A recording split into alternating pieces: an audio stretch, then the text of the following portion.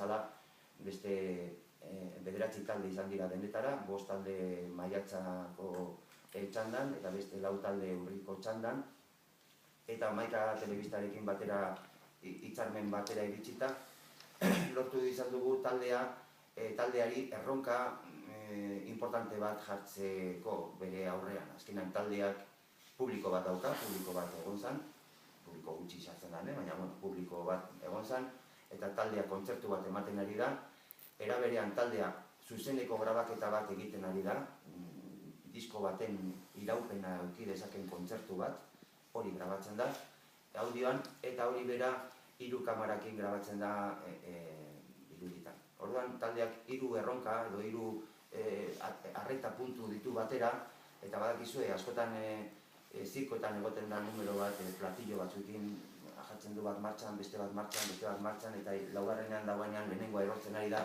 guten da lehenengora berriro, bigarrena, beti 3 puntu horiek kontrolatu behar ditu taldeak momentu berean. Erran nahi dut.